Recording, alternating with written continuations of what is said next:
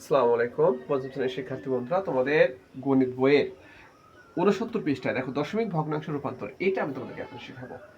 দশমিক ভগ্নাংশটা কিভাবে রূপান্তর করে দেখো। 1 নম্বর অঙ্কটা আছে এরকম 7/20। দেখো দশমিক ভগ্নাংশ রূপান্তর করার মূল কথা হচ্ছে কি, তোমার এই হরকে 100 বানাইতে হবে। তাহলে কত দিয়ে গুণ করলে এই হর 100 হয়? দেখো আমরা যদি এরকম করি 7 গুণন 5, আবার দেখো 20 গুণন 5, এই দেখো তাহলে উপরে কত হয় 35 আর নিচে কত হলো 100। এই দেখো হরে কিন্তু 100 হয়ে গেছে, তাই না? আমাদের মূল কাজ কি, এই হরে 100 বানাইতে হবে। 100 হোক বা 10 হোক বা 1000 হোক, এরকম কিছু বানাইতে হবে।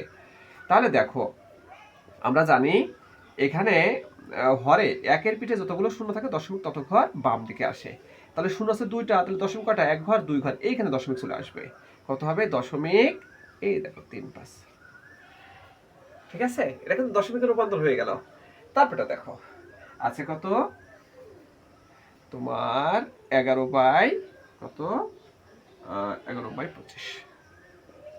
এটাকেও কিন্তু আমাদের কি করতে হবে, হরকে 100 বানাইতে হবে যেভাবেই হোক।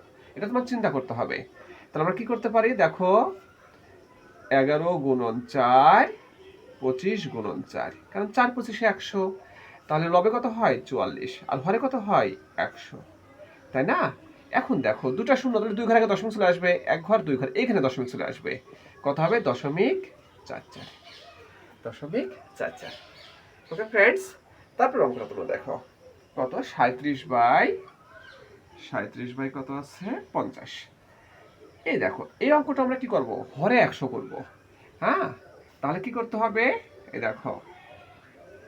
দেখো 37 গুণন 2 আর 50 গুণন 2।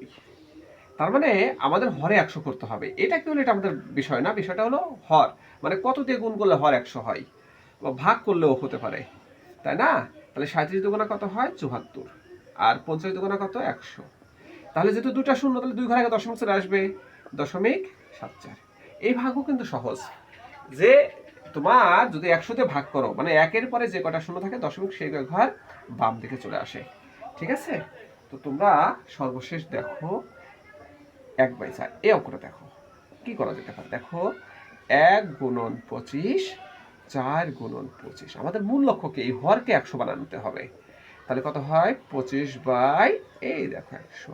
তাহলে 2 শূন্য, 2 ঘর আগে দশমিক চলে আসবে, 1 ঘর 2 ঘর এখানে দশমিক চলে আসবে, 0.25। তো ফ্রেন্ডস, তোমাদেরকে অসংখ্য ধন্যবাদ এই ক্লাসে অংশগ্রহণ করার জন্য।